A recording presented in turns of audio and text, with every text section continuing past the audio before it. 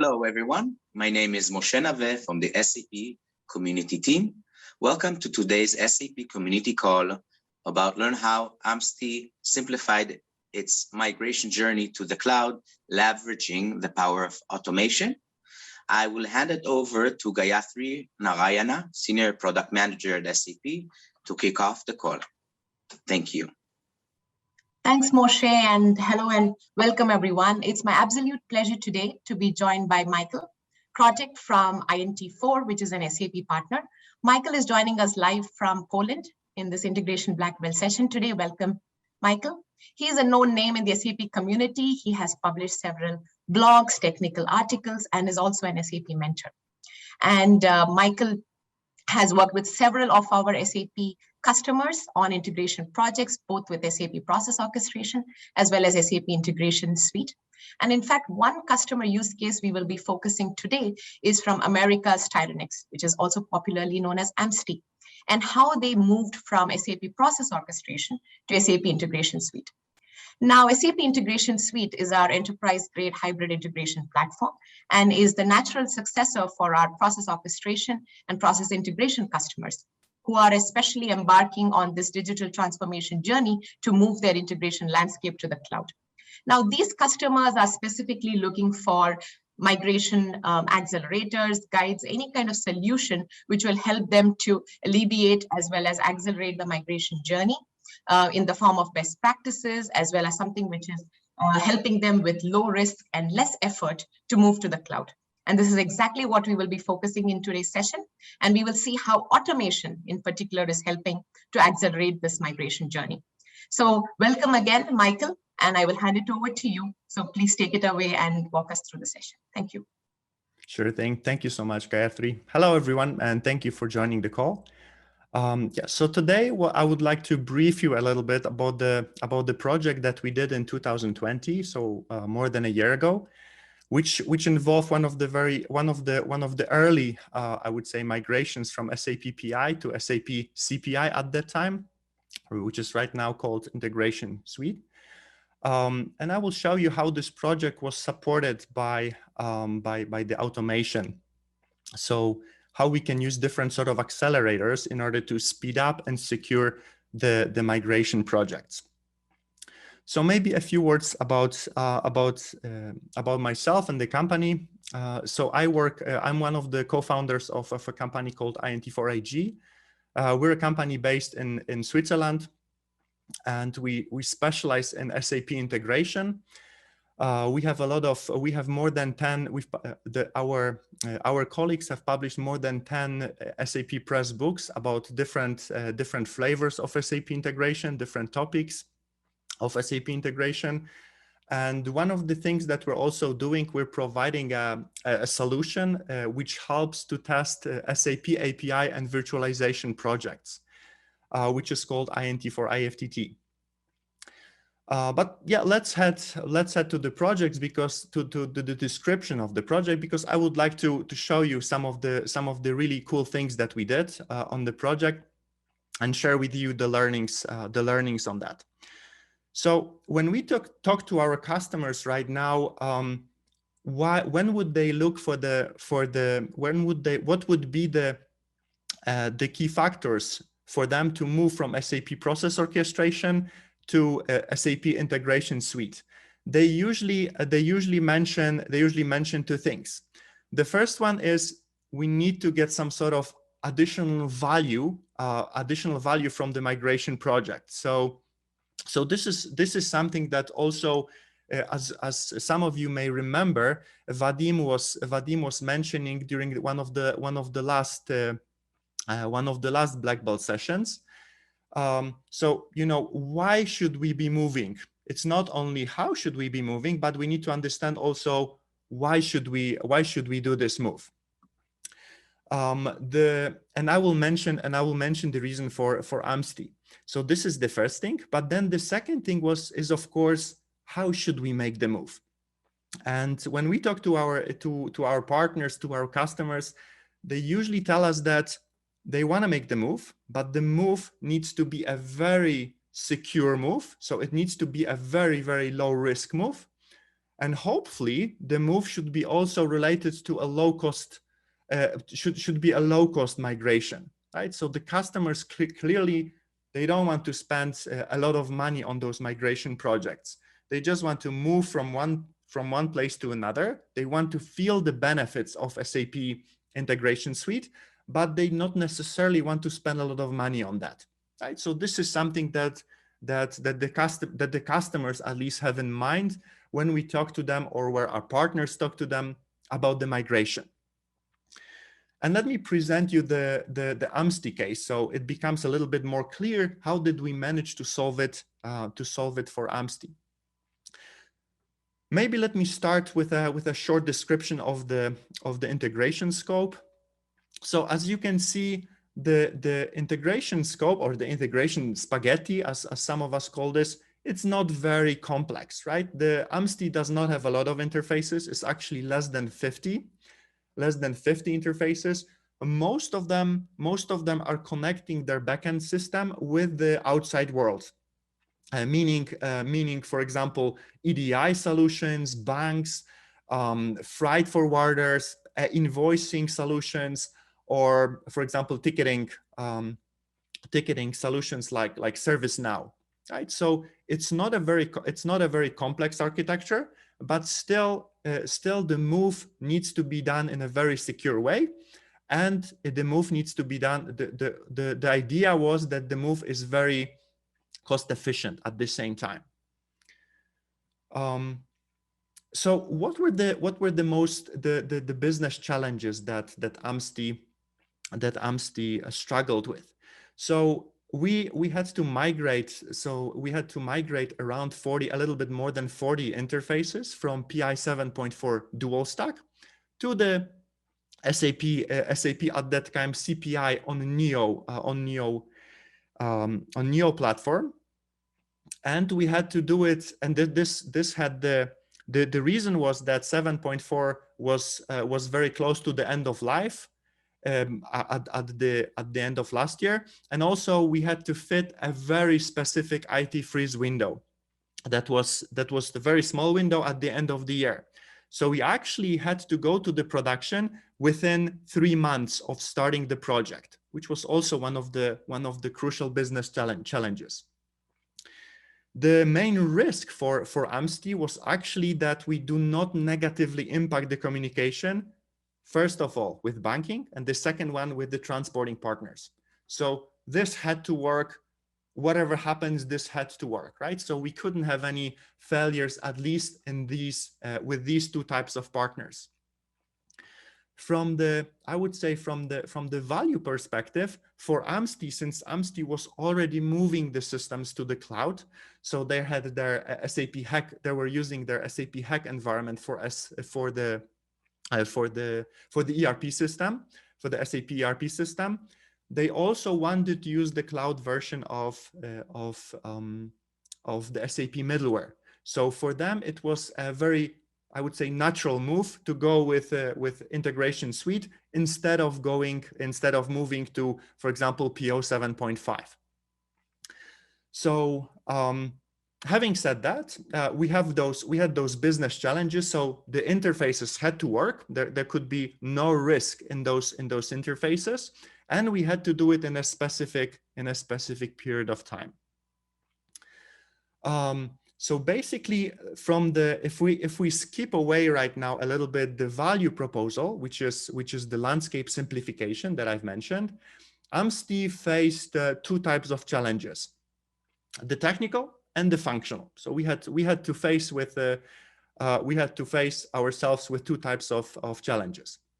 The technical one was how to do the upgrade, right? How to move the objects from SAP PO, how to move them properly to Integration Suite. And how did we solve this one? Actually, for AMSTI in 2020, we've solved it by using Eng-Sui, whom I'm sure most of you know. So Eng-Sui is an SAP mentor, very well known in the SAP IS space. So what we did, we gave the customer possibly one of the best resources in the world, one of the best consultants in the world who could help with the technical migration, right? Similarly, so we did something very similar what Vadim was mentioning on his migration, because Vadim and Engsuia, for those of you guys who don't know, they are very experienced in CPI. They are both SAP Press authors. They co-authored a book about SAP IS, about Groovy, using Groovy and SAP IS. So we can say that those two customers had some of the best resources we could do to be able to challenge this migration.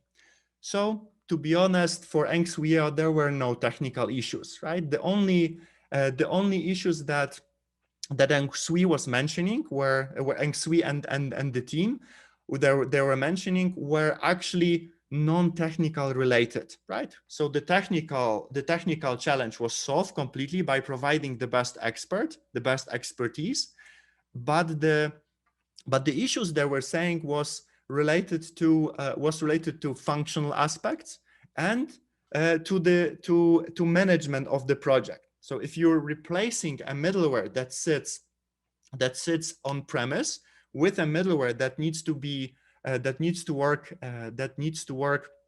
in the internet, then you may need to think about it a little bit beforehand, and you may need to interact with a lot of basis and administrative tasks, right? This was one of the core challenges for Engsuia, right? To make sure that everything is properly connected, not migrated, but properly connected.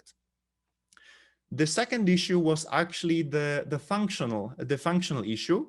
So the customer asked, okay, but how are we going to test this migration? So how can we make sure that everything is working, right? You're moving from one middleware to another, but how can we trust you? So Engsui and the team said, yeah, we will test as much as we can, but obviously you need to involve the team to be able to do the functional testing from your end. And that was another problem. Since Amsti is not a very big customer, they do not have a huge SAP landscape. It's very difficult to find the people who can functionally test the new interfaces, test the migrated interfaces. So what we did was, fortunately for Amsti, we could use our solution INT4 IFTT, where we just took thousands of test cases from productive SAP PO instance, SAP PI instance, and once the project once the development was finished, we could rerun those test cases directly on the new landscape, so on the CPI, right? And just by doing that, we've eliminated this drawback. We've eliminated this threat that the functional consultant need to do a lot of testing, right? Because we did the testing with thousands of test cases. So I'm pretty sure that for less than 50 interfaces, no one would be able to do more manually than more than 10,000 test cases. So what actually happened when we solve those two challenges? So the first one is imagine we have Engsui as a technical expert in this project who really knows what he's doing, right? So he knows how to migrate, he knows the best practices in an SAP integration suite. So he really knows how to do this. On one hand, we have a guy like this, or for example, Vadim, who did the migration on the project that was described during the last Black Belt session. And on the other hand, we can remove the functional consultants from the scope, right? The functional consultants are just needed to do the connectivity testing, nothing more. We don't need them. And to be honest, we don't want them on this project, because if we have to use the functional consultants, then the low cost migration, all of a sudden, it starts to become a high cost migration. And this is definitely not something what we want to do. So we want to use as few resources, so as few person days, if we put it like this, on a project like this as possible. So what happened if we solve those two issues?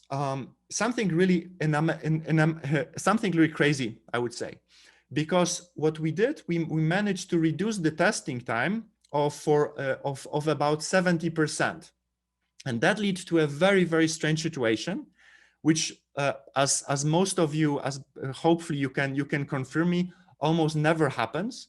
That the solution was ready to go live 2 weeks before the official go live date.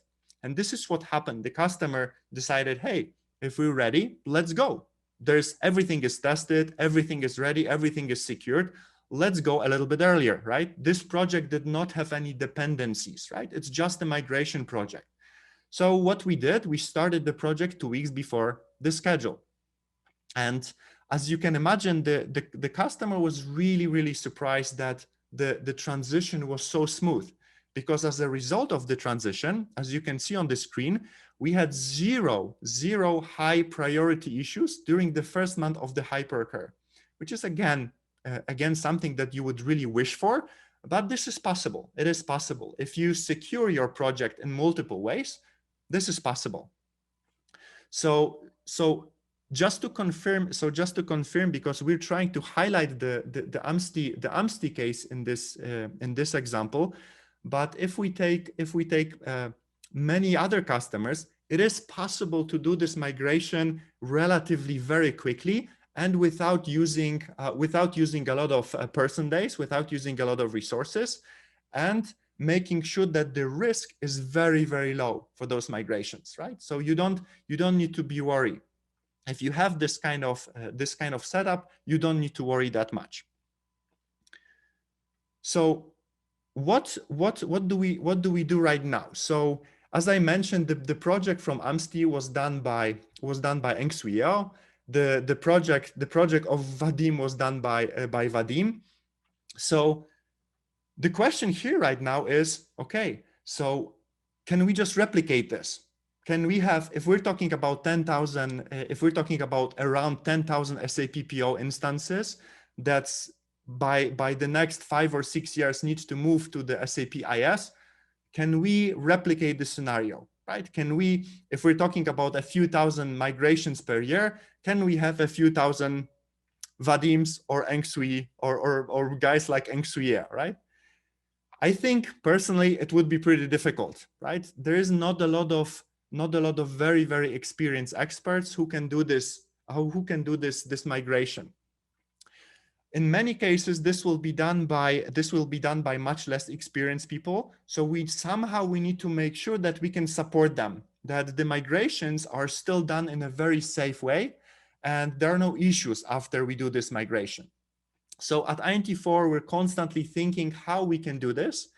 And I will show you on the next slide that actually SAP help us with that a lot by taking us into the Hack to Build hackathon, where we've created a solution that helps to automate this part, right? So we can use a little bit less of those experts, because some of the most common scenarios can be migrated automatically.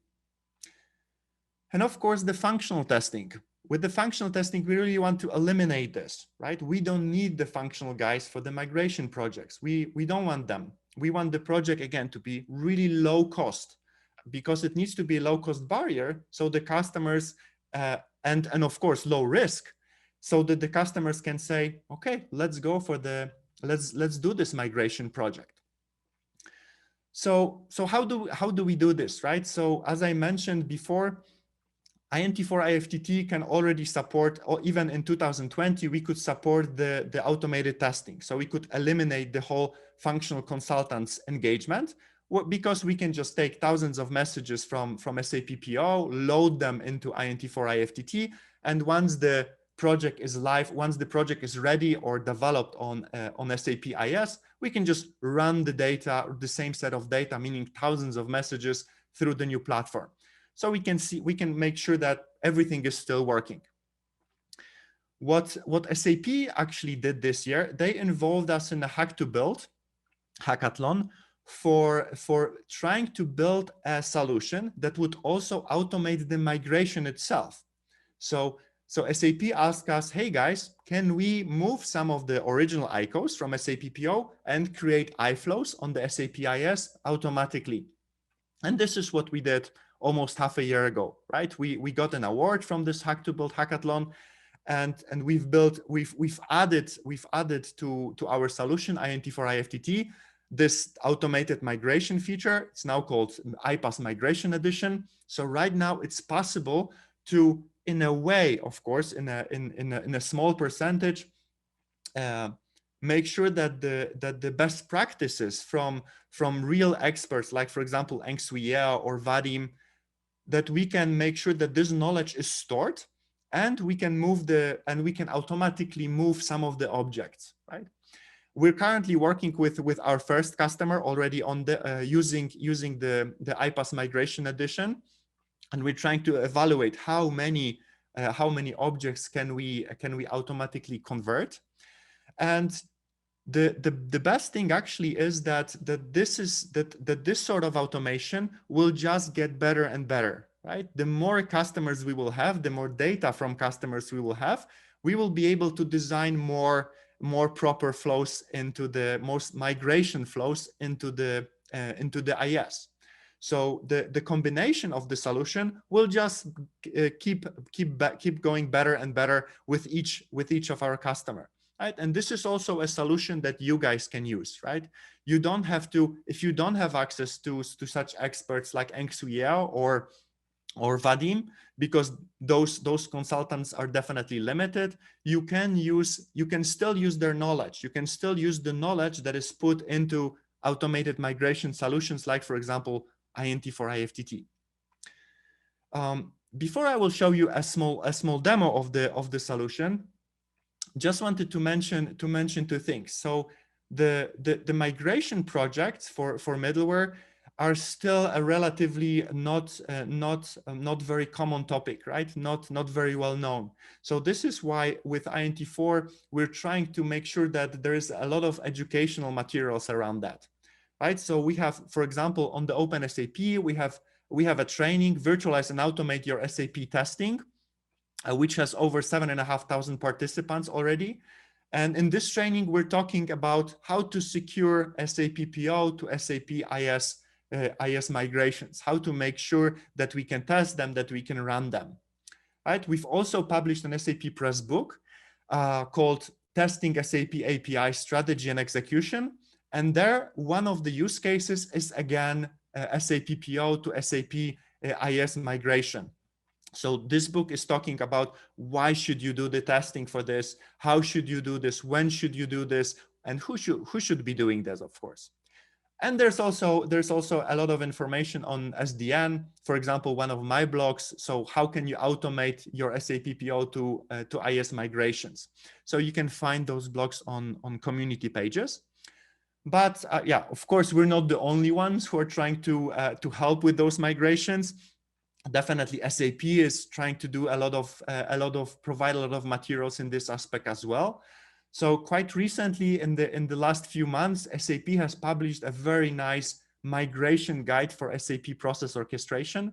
And once we publish you can find it on the internet, but once we publish the presentation, you will be able to find a link to this migration guide. So I would really advise to go through this guide because you can find a lot of valuable information there. And there's also a blog series from Sri called Moving Integration Artifacts from SAP Process Orchestration to Integration Suite. Right. So in this blog, you have a lot of sub-blogs that are detailing how to move different artifacts. So there is a lot of information around that, and I would really advise to have a deeper look into those materials. But now, before we go into the Q&A, maybe let me quickly share with you the solution and show you how can we migrate automatically some of the flows from SAP PO to SAP IS.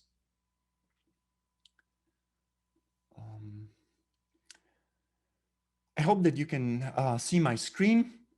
So this is the IFTT INT4 IFTT iPaaS Migration Edition solution. So over here, what we can see is we can see a list of our SAP PI interfaces, right? And we already by default get a status of the migration feasibility, right? Whether it's possible to do the migration, whether the migration will be challenging. So for example, semi-migration is only possible, or whether it's not possible. And of course, we have a status on the migration status. So let me try to move one of the scenarios just to show you how does that work. So as you can see, I have one of the flows here. One of the flows where it says automated migration possible. So let's go into this flow. As you can see, I have a few details. So what I can do as the first step, obviously, is I can try to migrate this flow since it is possible. So let me just select the package ID. Let me select the integration flow name and integration flow ID. And let's run this migration. Right. So what the migration will do, it will try to fetch the data from, the details of the ICO from SAP PO, and it will try to replicate the same kind of interface in the iFlow. So as you can see, the migration is already done. And what I can do here right now is we can open the iFlow editor to see what actually happened, just to see if the interface was actually migrated. Yeah, so as you can see, we have a fairly straightforward interface with 3 different receivers, 2 message mappings, 1 direct routing. So the interface is migrated. So what can we do right now is we can try to deploy that. So let's do it. We can try to, as you can see, the deployment status is not deployed yet. So we're trying to deploy it. Let's see, the deployment status is starting. And while the deployment will take around 60 to 90 seconds. So in the meantime, I will tell you what else can we do over here. So since we're migrating the flow, we want to make sure that we will also be able to test the same iFlow.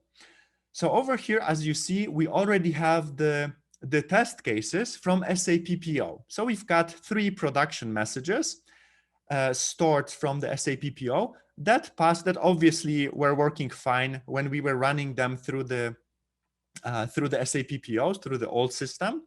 And now after the migration, what we will try to do is we will try to run them through the new iFlow. So we will try to make sure that the iFlow is also working exactly with the same set of messages, right? So here the messages consist of 2 messages at least, so the input message and the output message. And now when we rerun them through the new platform, through the new middleware, we want to make sure that the same input generates the same output, right? Think about EDI, think about EDI migrations, think about our mappings, think about any other complex flows with complex mappings, right?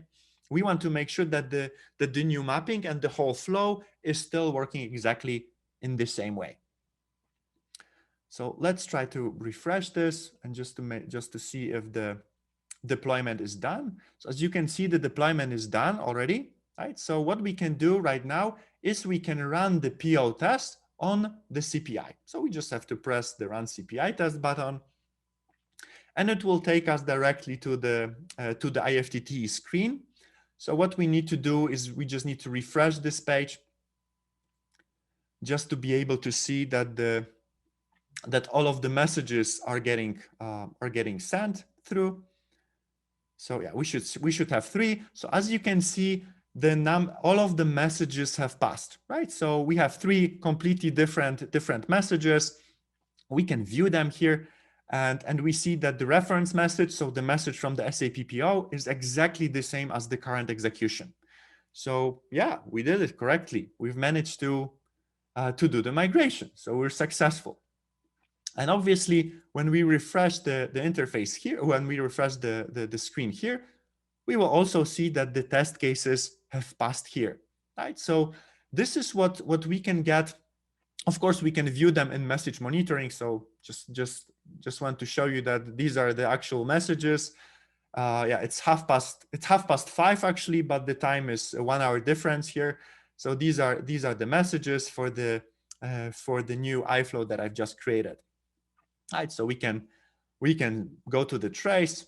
We can see that the messages were actually running, right? So here we have, so of course we're trying with different variants of the messages, right? So this variant is sending it only through two different receivers, but we have other messages that are sending it also through the remaining message, right? We want to take, what we want to take is we want to take hundreds of messages from the SAP PO and run them through the CPI, through the IS.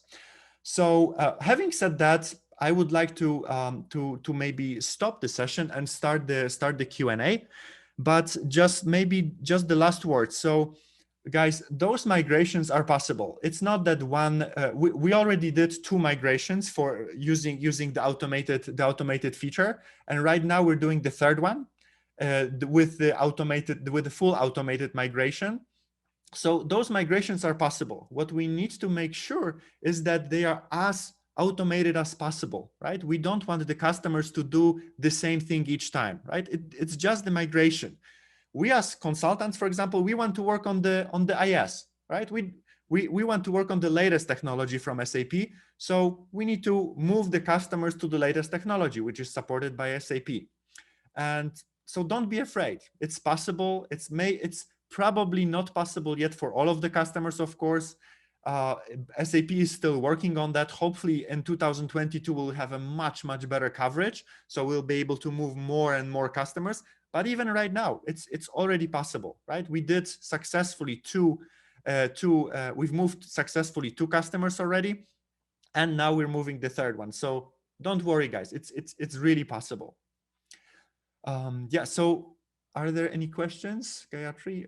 Let me see. Yeah, thanks, Michael, for this very nice presentation and demo. I think a lot of things were also clarified in this entire flow, which you shared with us. And as always, I do have some questions, but I'm looking at the questions from the audience. It's slowly trickling in. But meanwhile, I would like to remind everyone that please use the Q&A tab. And I also have some colleagues from the product management team, Udo Palser, Tushar Pradhan, and Elijah Martinez, who has joined us today. And we will be happy to answer any questions, as well as I see there are some questions to Michael as well.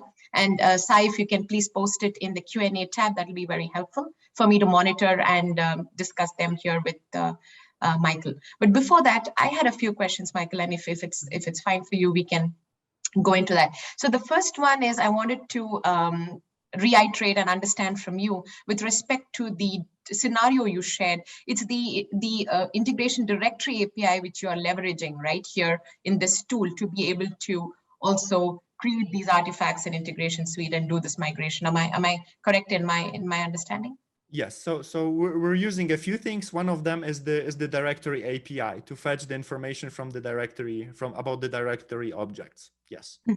Thank you. So I would also like to share with everyone that this is something which can be leveraged, and the blog series from Shri also focuses on this. And we already have a way to migrate your message mappings and operation mappings and value mappings and all these different artifacts, which definitely forms the most effort-intensive part of integration design, right? The mappings, and this you can already move today from your enterprise services repository into your cloud integration or integration suite tooling. And additionally, you can also use this directory API to be able to take some of the properties of your communication channel over to your integration suite adapter. And there is also a way for you to move your security artifacts. So there are these different steps which we've already enabled, and the migration guide as well as these blogs will enable you to understand how you can put these different pieces together in order to accelerate your migration journey.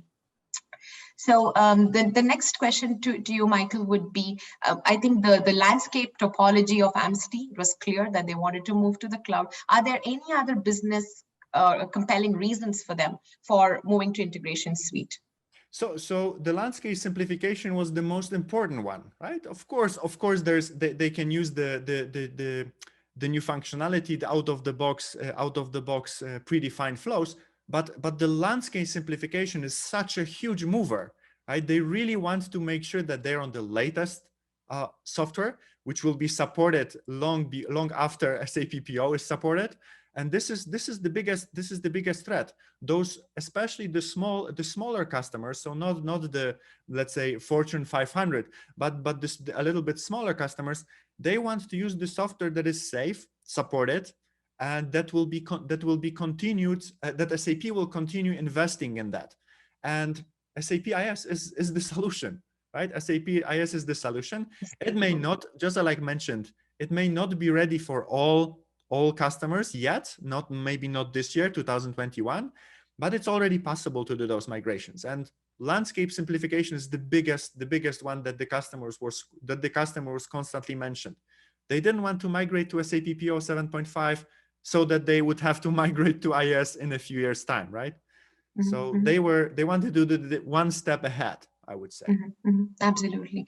Yeah. And my next question would be, you shared about testing the connections and securing the different connections before you actually do the migration, the integration migration, right? So going back to best practices, are there any other best practices you would like to highlight for automating the migration process? Yes, so I can tell you, I can definitely share with you the best practice from Eng-Swee-Ao. So Eng-Swee-Ao said one thing: you need to take care about the connectivity on the first day when you start working for the migration project, right? Because it's if you have an on-prem solution, the number of firewalls and the number of different connectivity related things related to this migration is really high, right?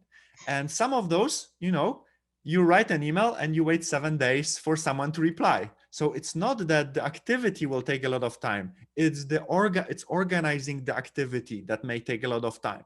So it's nothing difficult, right? It just takes time, right? So the middleware migrations itself usually are not such a long projects. But those small weeks where you have to wait for opening one firewall, you open the wrong one, you have to open another one. Actually, that was not the port, and we forgot opening the production, we forgot opening the test. So these are the small things, but sometimes you can be stuck for a week not being able to test because it's outside of your jurisdiction, right? Outside of your scope. So definitely you need to have a good person who is leading the project. It's not only about developers, one thing, testers, the second thing, but also management. The management needs to be aware that there is a lot of connectivity things and they have to make sure that it's working. Perfect. Great. Thank you so much, Michael. So I will go into the questions from the audience, and I see a few questions posted already. So I'll start with the first one from Sai Krishna. So he would like to know, could you tell how custom Java modules can be migrated using this tool? Or do we need to rewrite using JavaScript or Groovy? As well, once UDFs within mappings can be migrated to CPI, is it possible to update the code in integration suite, or do we need to refactor using Groovy whenever the code changes in the future? Yes, so currently definitely for the custom Java modules, we need to rewrite them, right? We need to rewrite them either JavaScript or Groovy. So similar thing with the UDF. So hopefully the idea is that we will be able to leverage that and make sure that we can move the code into the Groovy code more automatically. But currently you have to do those things manually, right? It's not all of the flows, all of the scenarios that are being supported. Yeah, I think that hopefully that answers the question. Thanks, Michael. So moving on to the next question, maybe I will take this, and anyone else from my team can also add. So is it possible to migrate custom BPM processes which are on the PO box automatically, or this needs to be rebuilt? So here the recommendation would be that these human-centric processes, or workflows as we call them, needs to be recreated in your workflow service, which is on the cloud, and that is the direction from SAP. So if you have any of these BPM processes which is running in CC BPM or any of the other parts of PO, then you will basically rebuild this in the workflow service. Yeah, if I can maybe add a sentence to that. So Mhm. so this is also something that we have in mind with relation to the automated migrations, right? If we have the solutions, what we can do is we can build in the best practices. So we can, if we see a BPM that needs to be moved to a workflow solution, we can just do it automatically, right? The customers don't need to take care of that manually. We want to make sure that everything is that we somewhere there we implement the SAP best practices, right? Whether these are the I'm sure you remember the series of blogs from Alexander Bunchuk where he mentioned how should you create the iFlows in SAP integration suite, and maybe not do it in the same way as you would with SAP PO, right? So these are really important things. These are two middlewares that are supposed to do the same thing, but the design time may be different. Even though the runtime should work in the same way, you may have to design those things in a different way. Mm-hmm. Thanks, Michael. So I'm just looking into the other questions. There is one from Rafael to you. What would you say about migration for large enterprises with huge integration landscape with over thousands of PIPO interfaces? What would I say?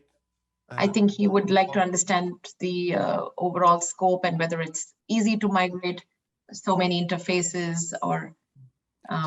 So Rafael, there's a lot of things to consider here, right? So the first one, is it possible? Do you have enough? How complex are those flows, right? If it's, let's say, if it's 50 times AMSTI, right? So 50 times. Let's say it's 10 times, so 500 interfaces as AMSTI. Is it possible? Sure. Hey, we can definitely, it can definitely be done, no doubt about that. But probably the landscape for big enterprises is much more complex, right? Maybe you have some EDI mappings, maybe you have some special connectors that are not yet available and cannot be migrated. So it depends on the landscape, right? But we're working with customers who have more than 800 iFlows, and INT4 IFTT is supporting those customers with the testing. So if you're asking for a question whether big customers can go for CPI, yeah, they can. I mean, we're working with customers like this. But is it possible for your company, which I know the name about? I have no clue, right? We would need to investigate. We would need to check first. But also, this is one of the things that which we're trying to develop with INT4 IFTT is the estimator. So the estimator will tell you how many of your interfaces can be moved automatically, how many can be moved semi-automatically, and how many cannot be moved, how many of them you have to move, right? So this is also something that we're working on to make sure that even before starting the project, you know what is the percentage, what is the scope that you can move, let's say, automatically.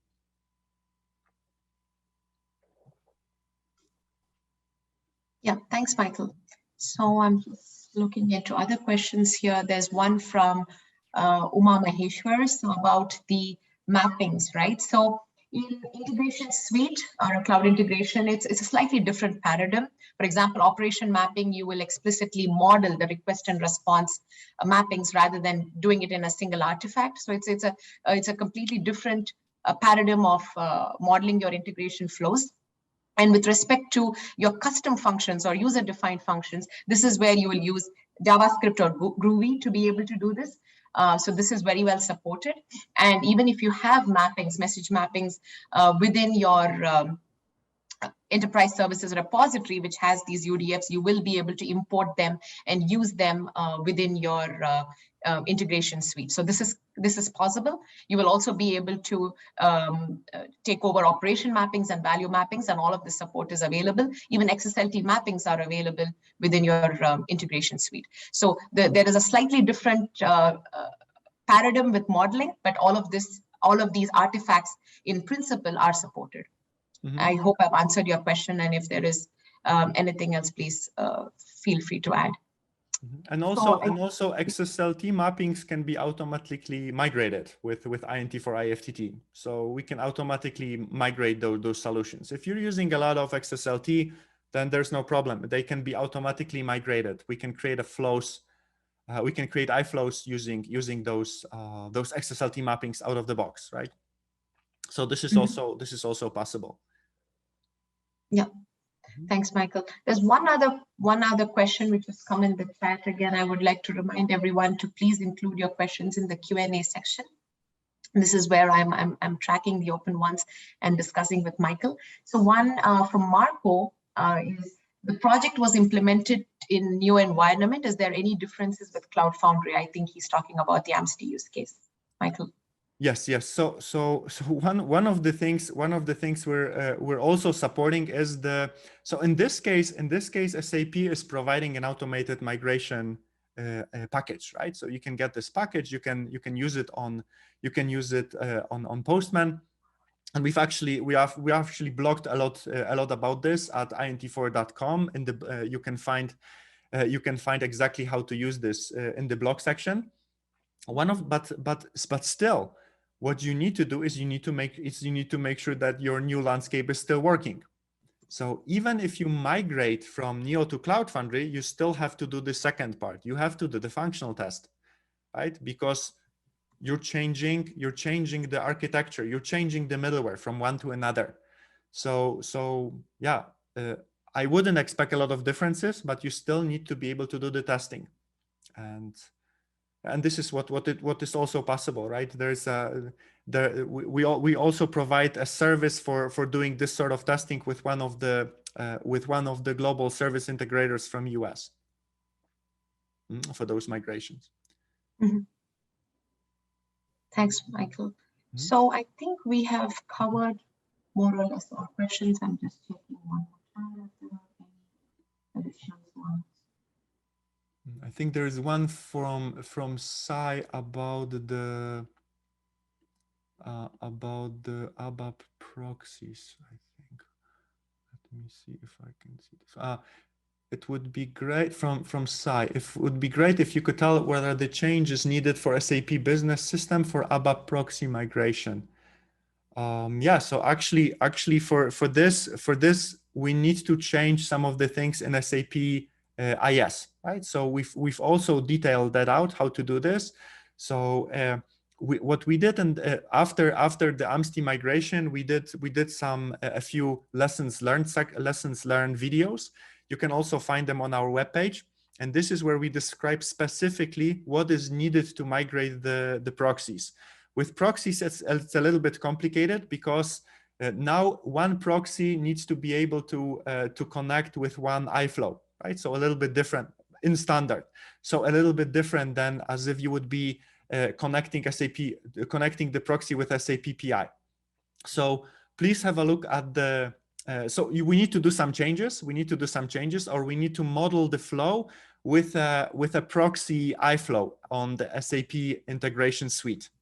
But we describe it in a very detailed way in our webinars also about the lessons learned from migration project. So you can also have a look at that. And this is where we describe it. But yes, we need to do some changes. It's not like minimal changes. We need to do some changes in the design itself. Mm-hmm. Thanks, Michael. There was one question on trading partner management. How about SAP PO interfaces that uses trading partner management, part of the B2B add-on for EDI integrations? Do we have anything equivalent in SAP Integration Suite? So absolutely yes, and this is also a good opportunity for me to share with everyone who is not aware that we have a trading partner management functionality coming within Integration Suite. And this will be available soon in December already this year, and you will be able to orchestrate and use this capability with different possibilities like you were doing in process orchestration. So this functionality is coming where you will be able to automatically onboard your trading partners. You will be able to define the mappings. You can also use Integration Advisor in conjunction with this to be able to use the proposal service, leverage the intelligence to be able to have the message and map mapping guidelines defined through Integration Advisor. And then you will also be able to define your different business scenarios, have your partner profiles, all of that onboarded. And you can, it overall simplifies your B2B integrations, just like how it was doing in process orchestration. We have a very similar capability now also being planned, and it will be introduced very soon within Integration Suite in the next couple of weeks, actually.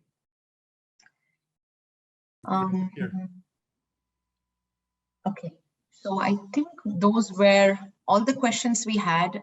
Thank you everyone for a very engaging session. Also, I would like to share with you as a closing remark that please use our SAP community tag, which is the SAP Integration Suite. It's a dedicated page on the SAP community where you can ask all your questions. It's also a good way for you to reach out to our team, the product management team. And also Michael is a very active contributor to our community. So it's also a good way for you to reach out to him if you have any further questions.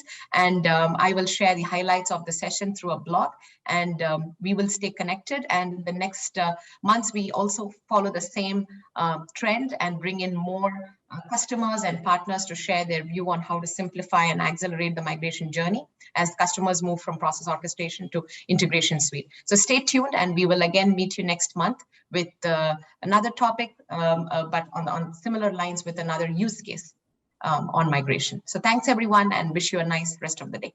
Bye-bye. Thank you, Gayatri, and thank you, Moshe, for helping with this session.